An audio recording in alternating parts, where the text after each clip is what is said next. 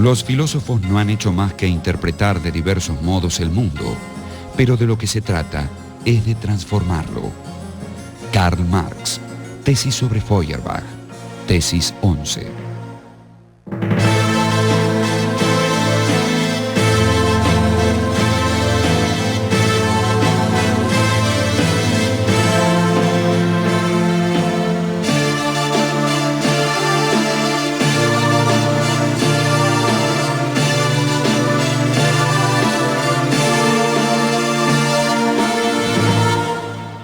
Karl Marx.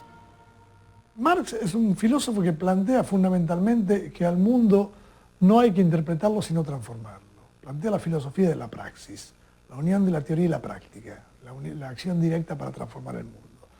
Marx es un hijo directo de la filosofía clásica alemana. En realidad, la concepción de Marx viene de tres vertientes grandes. El socialismo utópico francés, con Owen, Lamennais y Saint-Simon, fundamentalmente Saint-Simon y Lamennais, la economía política inglesa y la filosofía clásica alemana, que está conformada fundamentalmente por Hegel y por Feuerbach, que son los principales maestros de Marx. Marx existe en el debate contemporáneo, existe en esto que estamos diciendo. Marx fue sometido a un duro examen por parte de Sartre, que finalmente se acercó mucho más a él de lo que él mismo hubiera previsto, diciendo una frase que de alguna manera es una frase que sigue siendo interesante. Marx es un pensador de ciertas condiciones del mundo y de la historia, cada uno han desaparecido, de modo tal que la lectura de Marx se arrastra como un lento río a lo largo de estas grandes mutaciones tecnológicas, de lo que llamamos capitalismo, que lo tienen a Marx como un compañero indisoluble. Por eso Marx tiene una gran actualidad.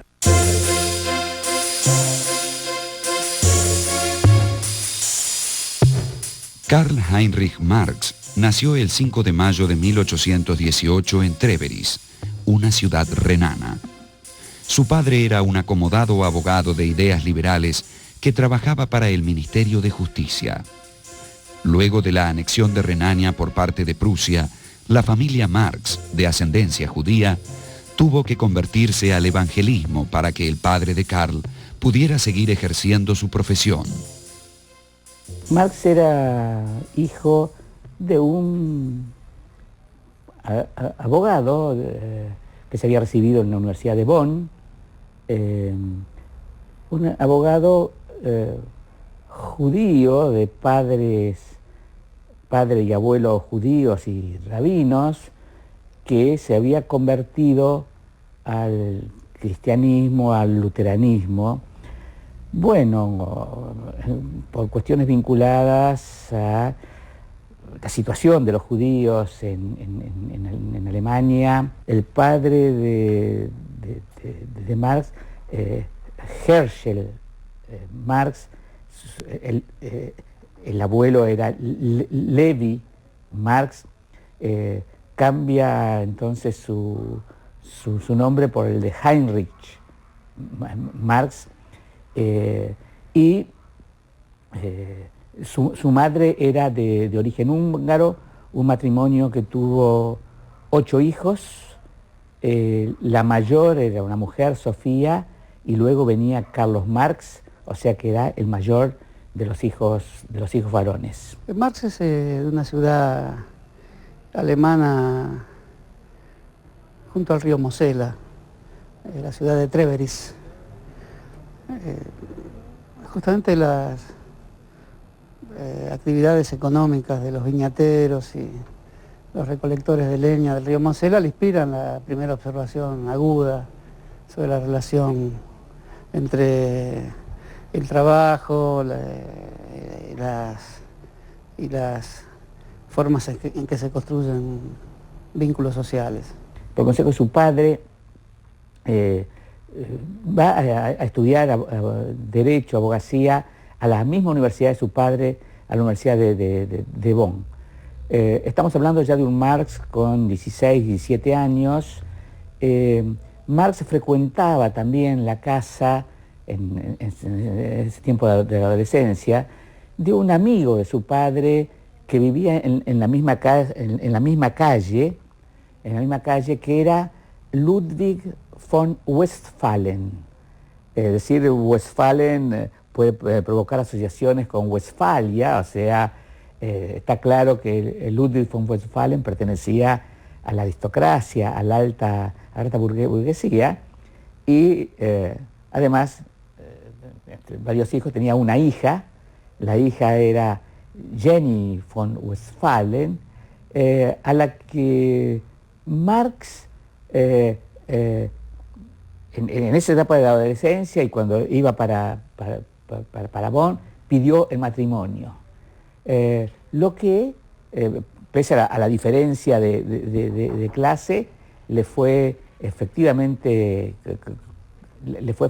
concedido, y entonces, bueno, por lo menos se confirmó el compromiso correspondiente.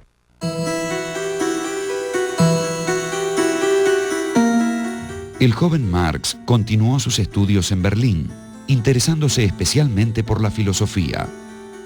En 1841 obtuvo el título de doctor en filosofía con una tesis sobre las diferencias de la filosofía de la naturaleza en Demócrito y Epicuro.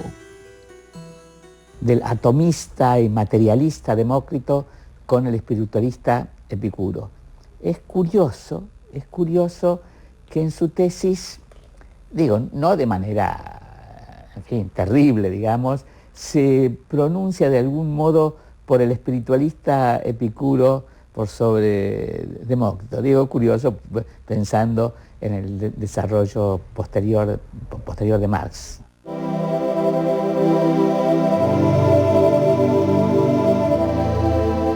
Una vez cumplidos sus estudios, Marx se orientó hacia el periodismo. En 1842 se instaló en Colonia y conoció a quien sería su fiel amigo e íntimo colaborador, Friedrich Engels. Al año siguiente escribió algunos ensayos y su Crítica de la filosofía del derecho de Hegel. Marx planteaba que la filosofía de Hegel era reaccionaria porque legitimaba el status quo. Hegel es un idealista y plantea que la dialéctica es entre la idea y la materia, que es una degradación de la idea, desde el punto de vista filosófico.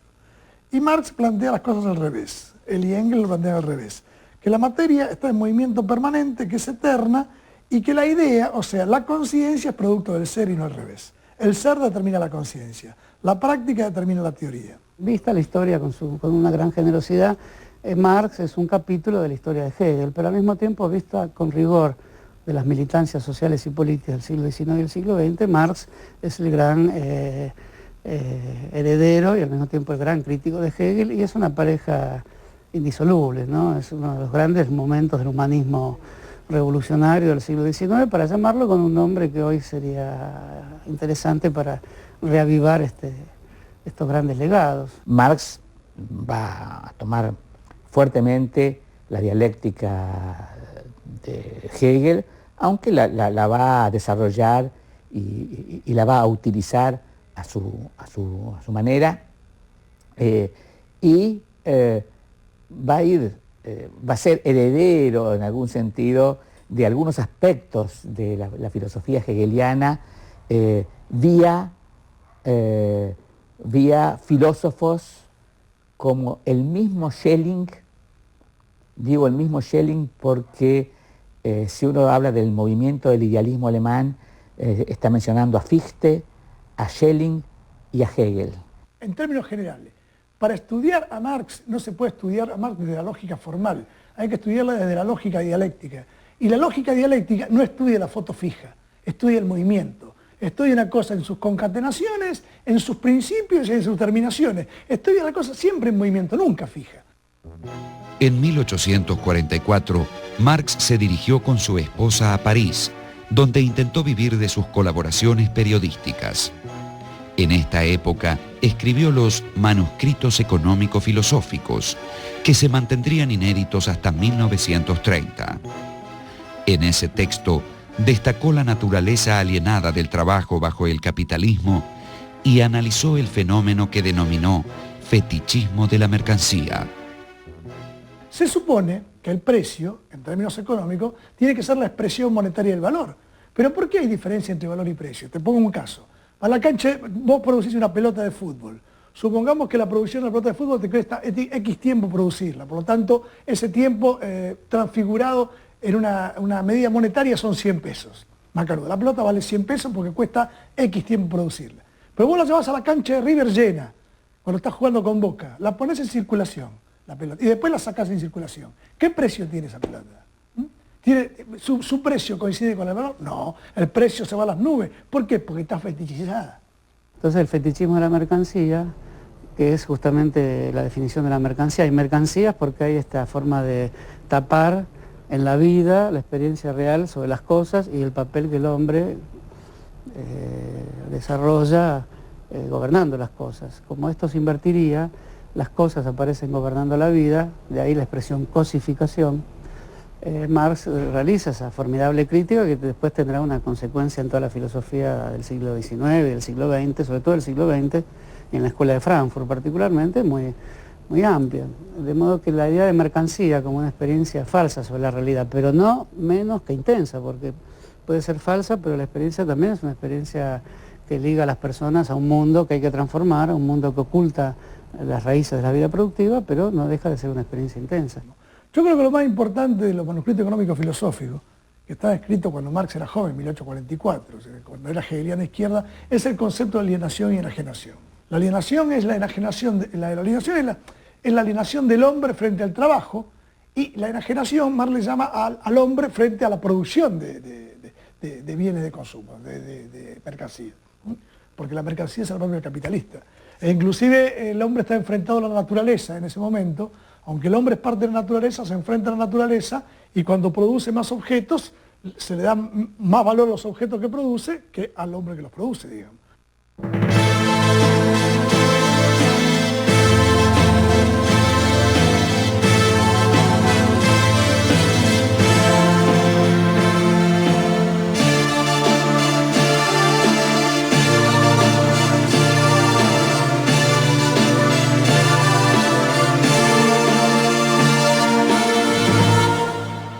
Karl Marx.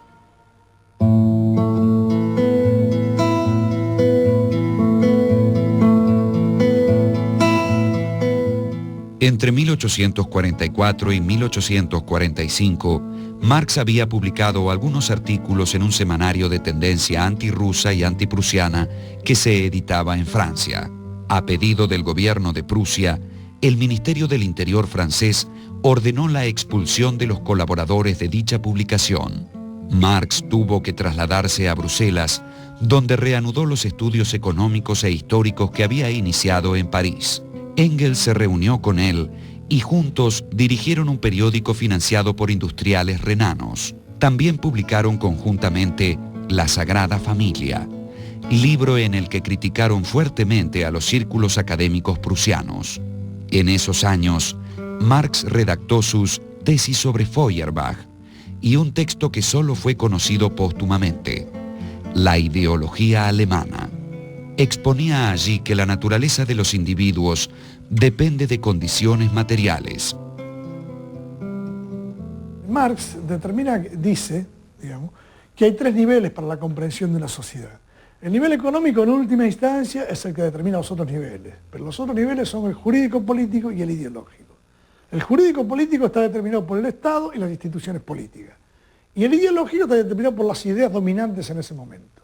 La lucha de clases no solamente se da en el terreno económico, se da en el terreno político y en el terreno ideológico. Lo que pasa es que para poder cambiar, por lo menos para empezar a cambiar la relación política y la relación ideológica, hay que cambiar las relaciones de producción. Cuando Marx se pregunta, además, ¿cuál es la posibilidad y cuáles son las vías para una transformación de la sociedad, para una transformación estructural de la sociedad? Entonces Marx va a decir que esas vías tienen que ver con la resolución de una triple contradicción. La primera contradicción es la contradicción entre el hombre y la naturaleza. La segunda contradicción se va a dar entre las fuerzas productivas y las relaciones de producción. La tercera contradicción claramente va a ser entre las nuevas relaciones de producción y la vieja superestructura. El desarrollo, el cambio, la transformación de la sociedad se va a producir cuando el hombre triunfe sobre la naturaleza y luego las nuevas fuerzas productivas sobre las viejas relaciones de producción y luego las nuevas relaciones de producción sobre la vieja superestructura, generando una nueva superestructura. En 1847, Marx participó en Londres en el segundo Congreso de la Liga de Comunistas, con quienes estaba vinculado desde 1844. Este congreso le encargó confeccionar, junto con Engels, un manifiesto comunista, que fue publicado en febrero de 1848. Allí, Marx y Engels expusieron, entre otras cosas, que la historia de las sociedades es siempre historia de las luchas de clases.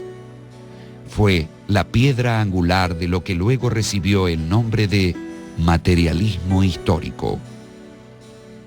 Es la materia que es el vínculo de relación de la sociedad con la naturaleza. Por supuesto que está la naturaleza de por medio, pero esta está siempre transformada por el trabajo. Y cuando el trabajo al mismo tiempo aparece como un acto creador del humano, la materia se define como autocreación permanente del humano. Creo que esa es la mejor manera de interpretar el materialismo histórico.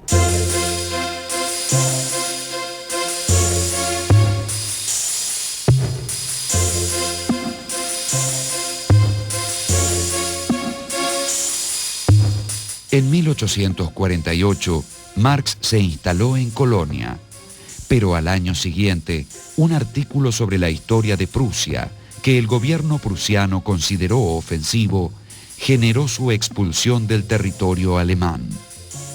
En agosto de 1849 se estableció en Londres. Su situación económica era delicada y solo pudo subsistir por la ayuda de su amigo Engels. Marx siguió escribiendo. Entre 1850 y 1852 publicó dos admirables estudios históricos: Las luchas de clases en Francia y El 18 Brumario de Luis Bonaparte. Tanto las luchas de clases en Francia como el 18 Brumario de Luis Bonaparte están mostrando que él tiene plena conciencia y ha estado, y ha estudiado, y ha trabajado las diferentes clases sociales, las diferentes fracciones de clase, que de algún modo en el pensamiento de Marx, tenían que ver con una relación desde la infraestructura en la constitución de las clases a una superestructura. O sea que la superestructura tenía que abrevar en la infraestructura.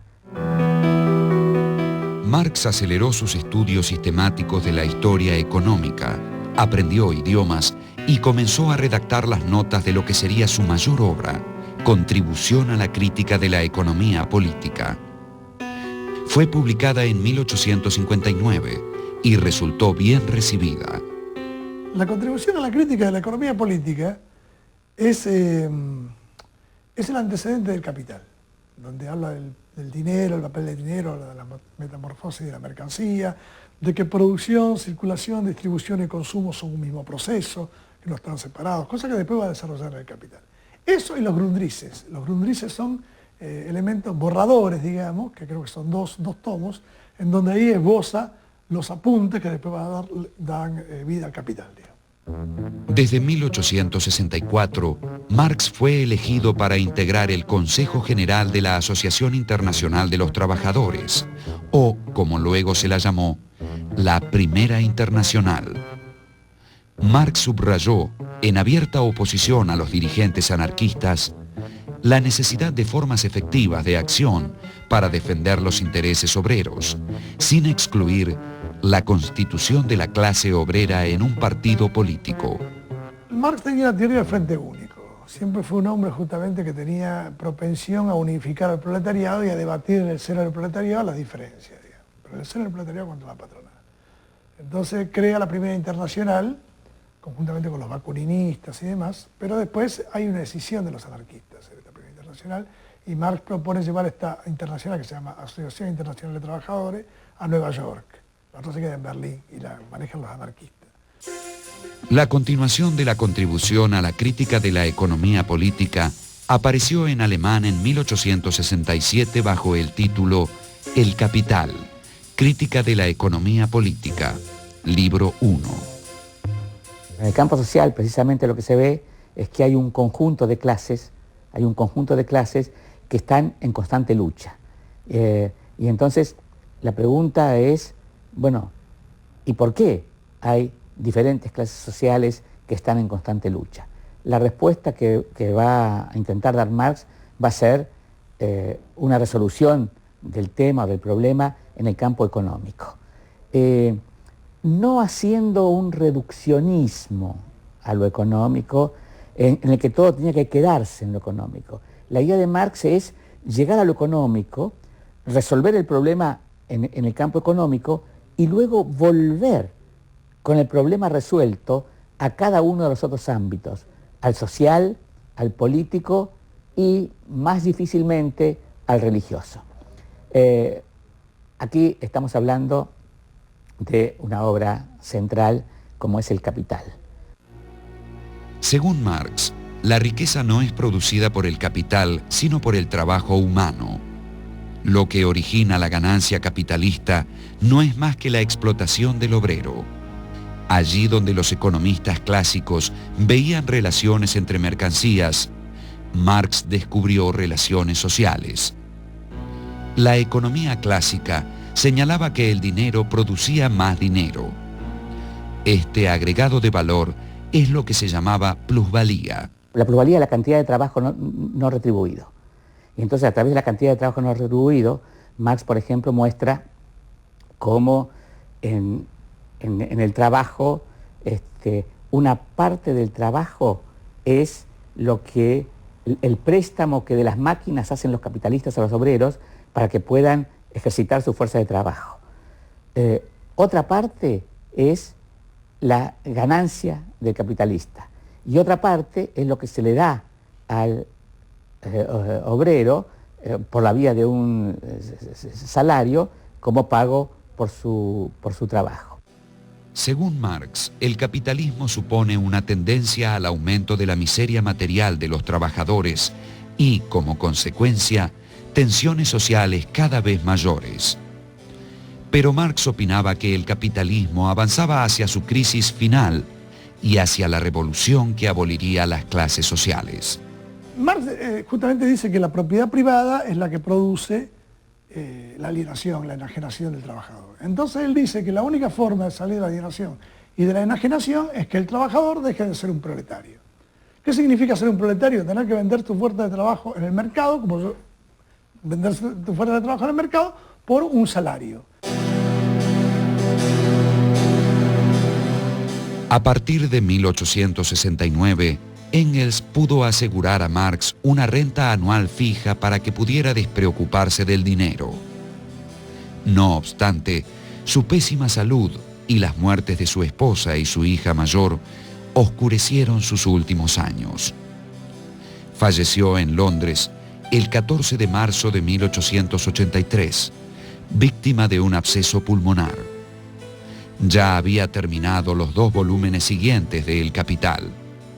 Sería luego Engels quien los revisaría y publicaría. Y el capitalismo y Marx son inescindibles, no se los puede separar porque en el fondo sería una injusticia con el propio pensamiento de Marx, que es un intento de situar lo concreto. Si la materia es lo concreto y lo concreto vive de su contradicción interna. Considerando esto se puede decir que el legado de Marx está vivo en todo pensamiento que al mismo tiempo que ejecuta sus movimientos hacia la materia de la historia, trata de pensar sobre sí mismo, o sea, qué hizo cuando se lanzó a comprender el mundo. Por eso en ese sentido Marx es uno de los grandes filósofos del siglo XIX.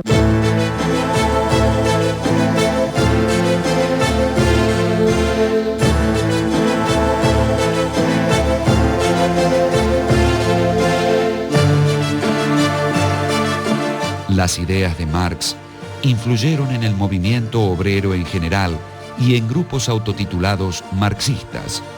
Pero también el capitalismo y sus teóricos tomaron nota de sus observaciones y realizaron cambios estructurales que sin él hubieran sido improbables.